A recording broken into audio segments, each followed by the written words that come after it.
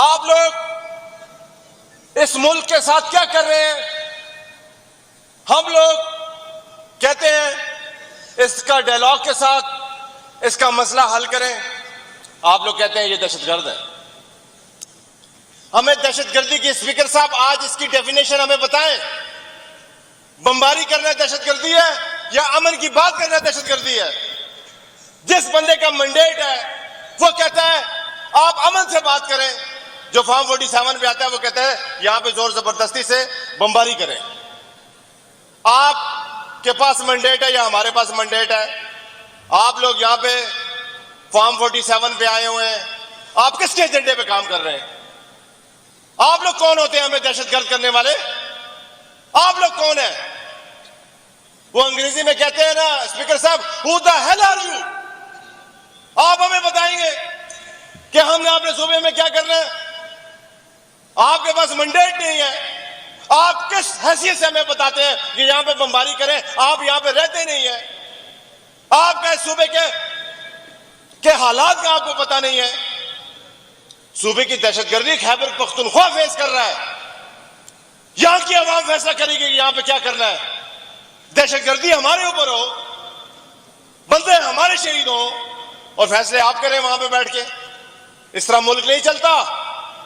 Speaker صاحب مجھے انتہائی افسوس کے ساتھ کہنا پڑتا ہے، چاہے ہماری اپوزیشن کی جماعتیں ہیں، چاہے ہم سب اس ایوان میں بیٹھے ہوئے ہیں، خیبر پختونخوا کا وزیر اعلیٰ جاتا ہے اور اڈیالہ کی جیل کے باہر روڈوں پہ رول رہا ہوتا ہے۔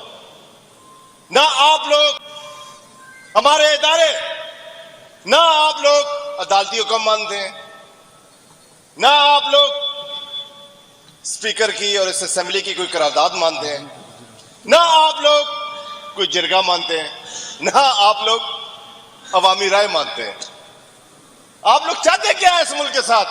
آپ بنانا کیا چاہتے ہیں اس ملک کو؟ اگر نہیں ماننا تو بند کریں اس اسمبلی کو، بنائیں اس کو بھی کوئی میس بنا دیں اس کو بھی۔ یہاں پہ کیوں لوگوں کو لا کے ٹائم ضائع کر رہے ہیں جب آپ لوگوں نے ماننی نہیں ہے؟ ہماری قراردادوں کو اٹھا کے آپ نے ردی کی ٹوکری میں پھینک دینی ہے، اور آپ لوگ ہمیں یہ بتاتے ہیں کہ اس ملک میں رول کس کا چلتا ہے۔ اسی وجہ سے پھر ہم آپ سے کوسچن کرتے ہیں کہ ہمارے ملک کی عدلیہ 140 میں سے 138ویں نمبر پر کیوں ہے؟ اس کا ذمہ دار کون ہے؟ اس ملک میں جو کرپشن ہو رہی ہے اس کا ذمہ دار کون ہے؟ ہمارے ملک میں رول آف لا نہیں ہے، اس کا ذمہ دار کون ہے؟ ہمیں بتائیں۔ آج آپ اس سامنے آئے، آپ سیاستدانوں کو آگے کر دیتے ہیں۔ وزیر دفاع صاحب ہمارے خواجہ آصف صاحب کہتے ہیں اس ملک میں جو بیوروکریسی ہے اس نے 2000 ارب کی کرپشن کی ہے۔ ابھی اس یہ بیوروکریسی سے وزیر دفاع جو ہے اس سے زیادہ بہتر اور کون ہے بندہ جو حکومت میں بیٹھ کے یہ کہہ رہا ہے؟ ہمیں اور مجبور نہ کیا جائے اسپیکر صاحب۔ ہمارے محترم قائد جناب عمران خان صاحب کو بے گناہ بے خطا اس کی وائف بشرا بی بی کو، عمران خان صاحب کو، شاہ محمود قریشی صاحب کو اور یاسمین راشد صاحبہ کو، اعجاز چودھری صاحب کو اور سرفراز سیمت صاحب کو اور بھی باقی ہمارے جتنے بھی اسیران ہیں، ان کو کس چیز کی سزا دے رہے ہیں؟ اس ملک میں عمران خان جس طرح قربانی دے رہا ہے، میں اس ایوان سے ایک بات کہنا چاہوں گا کہ خیبر پختونخوا کے لوگوں سے مخاطب ہو کے کہتا ہوں اور اس پاکستان کے لوگوں سے مخاطب ہو کے کہتا ہوں کہ ایک بات یاد رکھیے گا، آپ یاد رکھیے گا آپ کے لیے امن کی بات کون کر رہا ہے اور آپ کے لیے یہاں پہ آپریشن کی بات کون کر رہا ہے۔ یہ یاد رکھیے گا اس ملک کی ترقی کی بات کون کر رہا ہے، اس ملک پاکستان کا جھنڈے کی بات لہرانے کی، اس ملک کو آگے لے کے جانے کی، اس ہرے پاسپورٹ کی عزت کی بات کون کر رہا ہے۔ اس ملک میں ختم نبوت کی بات کس نے کی ہے؟ کس نے یونو میں جا کے ختم نبوت کا مقدمہ لڑا ہے؟ کس نے یہاں پہ کینسر ہاسپٹلز کی بنیاد رکھی ہیں؟ کس نے اس ملک میں القادر یونیورسٹی کی بنیاد رکھی ہے.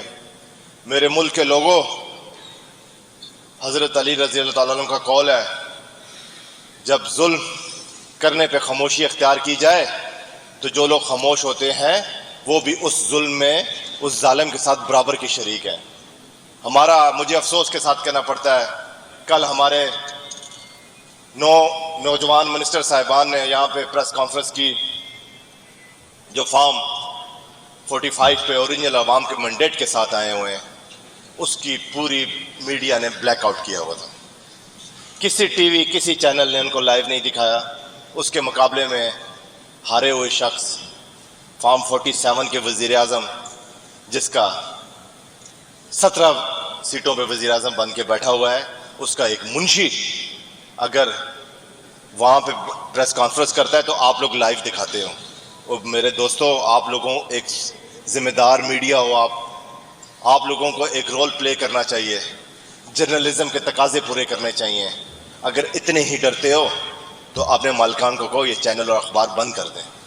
جب اتنے ہی بائسنس دکھاتے ہو تو اپنے چینلز بند کر دیں. اگر اتنی ہمت نہیں ہے تو اس ملک میں بتائیں کہ اس ملک کا آئین معطل ہو چکا ہے. آپ بتائیں اس ملک میں کوئی رول آف لا نہیں ہے، اس ملک میں کوئی قانون نہیں ہے. جس کی لاٹھی اس کی بھینس ہے. ہم لوگ مجبور ہیں، ہم حق نہیں لکھ سکتے، ہم سچ نہیں لکھ سکتے، ہم نہیں بتا سکتے کہ عمران خان کو اس وجہ سے قید کیا ہوا ہے کہ عمران خان عوام کی بات کرتا ہے، اس ملک کی بات کرتا ہے، اس ملک کے شہریوں کی بات کرتا ہے، ہیومن رائٹس کی بات کرتا ہے. اس کے ساتھ ہی میں اجازت چاہتا ہوں اسپیکر صاحب آپ کے ٹائم کا، اور اس کے ساتھ میں اس ملک سے اور اس جرنلزم سے اور اس میڈیا سے اور اس وکلا برادری سے کہ میں یہ دیکھوں گا کہ جس طرح اب 27ویں ترمیم کی باتیں کی جا رہی ہیں، اور انشاءاللہ یہ ایک ذمہ دار، یہ جو بارز ہیں ہماری پڑھے لکھے لوگ ہیں ہمارے ملک کے سوسائٹیز کی، یہ انشاءاللہ اس میں ایک میجر رول ادا کریں گے. جو بنیادی حقوق ہمارے معطل ہو چکے ہیں 26ویں ترمیم میں اور 27ویں ترمیم میں یہ جو کرنے جا رہے ہیں، اس کے خلاف یہ سارے انشاءاللہ آواز اٹھائیں گے. اگر نہیں اٹھائیں گے تو ہم آپ کو بتا دیں اسپیکر صاحب، انشاءاللہ اللہ کے فضل و کرم سے ہم ایک سگنل کا ویٹ کریں گے، اور انشاءاللہ جب عمران خان کی کال آئے گی تو پھر پورا پاکستان انشاءاللہ موو ہوگا اور ہم احتجاج کریں گے. بہت شکریہ آپ کا. ناظرین کرام، پختونخوا اسمبلی کے پی ٹی اے کے رکن اسمبلی کی تقریر نے ایوان میں ہلچل مچا کر رکھ دی. جی ہاں، انہوں نے کہا کہ فارم 47 والے آ کر ہمیں باشد دیتے ہیں کہ دہشت گردی ختم کرنے کے لیے آپریشن کریں. انہوں نے کہا کہ ہم حقیقی نمائندے ہیں عوام کے، فارم 45 والے اور فارم 47 والے کس حیثیت سے ہمیں آ کر ہماری قسمتوں کے فیصلے جو ہے اس کر رہے ہیں. انہوں نے کہا کہ ہماری قوم کے فیصلے ہم خود کریں گے، کیونکہ ہم خود جو ہے وہ عوام کے حقیقی نمائندے ہیں. اس کے ساتھ ساتھ انہوں نے ملک کے میڈیا کے اوپر بھی بات کی. انہوں نے کہا کہ جو عوام کے حقیقی نمائندے جب بات کرتے ہیں تو ملک کا جو قومی میڈیا ہے وہ بائیکاٹ کر دیتا ہے، اور فارم 47 والے جب تقریر کرتے ہیں یا میڈیا بریفنگ دیتے ہیں تو ان کو میڈیا مکمل طور پر کوریج دیتا ہے. انہوں نے کہا کہ اگر اتنے ڈرپوک ہو میڈیا والوں تو پھر اس فیلڈ کو چھوڑ دو. انہوں نے مزید کہا کہ 27ویں آئینی ترمیم کے حوالے سے ہمارے لیڈر عمران خان کا جو بھی اشارہ آئے گا ہم منو اس کے اوپر عمل کریں گے. اور انڈائریکٹلی انہوں نے کہہ دیا ہے کہ وہ اس اہم ترین ترمیم کے خلاف جو ہے وہ اٹھ کھڑے ہوں گے، اور وہ صرف اپنے لیڈر عمران خان کی ایک کال کا انتظار کر رہے ہیں. جیسے ہی ان کی کال آئے گی وہ پورے ملک میں نکل آئیں گے.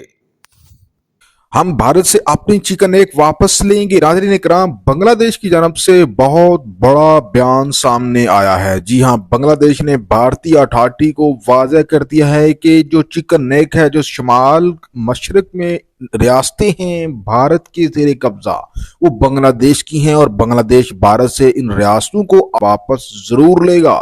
ناظرین کرام، بنگلہ دیش نے اس حوالے سے کام شروع کر دیا ہے. جی ہاں، اور بنگلہ دیش کی مدد کرنے کے لیے جا پہنچا ہے پاکستان اور چین. ناظرین کرام، ایک بہت بڑی خبر سامنے آئی ہے جس میں بتایا گیا ہے کہ بنگلہ دیش بہت جلد بھارتی چکن ایگ کے قریب نہ صرف پاکستان اور چین کی مدد سے وہاں پہ ایک بڑا فوجی اڈا بنانے جا رہا ہے، بلکہ اس کے ساتھ ساتھ وہ اس فوجی اڈے میں S-400 میزائل سسٹم جو ہے وہ بھی نافذ کرنے جا رہا ہے. اور یہ S-400 میزائل سسٹم اس کو चीन देने जा रहा है। यही वजह है नाज़रीन इकराम के भारत को अब दो फ्रंट का सामना करना होगा, एक तरफ पाकिस्तान और दूसरी तरफ बांग्लादेश, क्योंकि पाकिस्तान और बांग्लादेश दिन ब दिन बहुत करीब होते जा रहे हैं। और नाज़रीन इकराम हालिया दिनों में पाकिस्तान के जो आर्मी का जो सबसे बड़ा ओहदा है joint chief of staff committee के चेयरमैन जनरल शाहिद शमशाद का दौरा बांग्लादेश इसी सिलसिले की एक कड़ी है। और जब उन्होंने दौरा किया तो उस वक्त आपने देखा उनके सामने सीने के ऊपर दो मुल्कों के बैज लगे हुए थे, एक पाकिस्तान का परचम और दूसरा बांग्लादेश का परचम। नाज़रीन इकराम पाकिस्तान के DGISPR का जो बयान है वो भी आपने सुना होगा, जिसमें उन्होंने कहा कि अगर अब भारत ने कुछ छेड़खानी करने की कोशिश की तो भारत को मशरक से भी जो है निशाना बनाया जाएगा और मगरब से भी निशाना बनाया जाएगा। अब मशरक पे बांग्लादेश है और मगरब पे पाकिस्तान है। बांग्लादेश जो है वो अपनी शिमाल मशरक वो भारत की वो 7 रियासतें जो कि भारत की चिकन नेक कहलाती है, बांग्लादेश की उनके ऊपर नज़र है और पाकिस्तान जो है उसकी नज़र कश्मीर के ऊपर है। तो इस तरह से नाज़रीन इकराम दोनों ममालिक की मफादात जुड़े हुए हैं और मुमकिन है कि दोनों ममालिक आन करीब जो है मिलकर भारत की बदमाशी को निकाल कर फेंक दें। और इस सिलसिले के लिए चीन का किरदार इंतहाई अहम होगा, क्योंकि चीन बांग्लादेश को इंतहाई जदीद किस्म के वेपन्स हैं वो फराहम करना उसने शुरू कर दिए हैं। ये भी कहा जा रहा है कि पाकिस्तान भी अपनी मिसाइल टेक्नोलॉजी के हवाले से कोई बड़ा डिसीजन ले सकता है बांग्लादेश को देने के हवाले से। वादे है नाज़रीन किराम के भारत दोनों इतराफ पे यानी कि बांग्लादेश की साइड पे भी और पाकिस्तान की साइड पे भी बड़ी जंगी मशकें जो है उसने शुरू कर दी हैं। नाज़रीन किराम ये ऐसा पहली दफ़ा हो रहा है कि भारत को बांग्लादेश की सरहद के साथ भी जंगी मशकें करना पड़ रही हैं, वरना इससे पहले हसीना वाजिद के दौर में भारत ने कभी सोचा भी नहीं था कि बांग्लादेश की सरहद भी उसके लिए अब बड़ा खतरा बन सकती है, जिस तरह से पाकिस्तान की सरहद हिंदुस्तान के लिए दर्द-ए-सर है। इस वक्त नाज़रीन इकराम भारत बहुत बड़े पैमाने पर जंगी मशकें जो है वो कर रहा है पाकिस्तान के सूबा सिंध की तरफ और बांग्लादेश के साथ जो शुमाल मशरकी भारतीय रियासतें हैं वहां पे नाज़रीन इकराम भारत ने बहुत बड़े पैमाने पर मशकों का आगाज कर दिया है।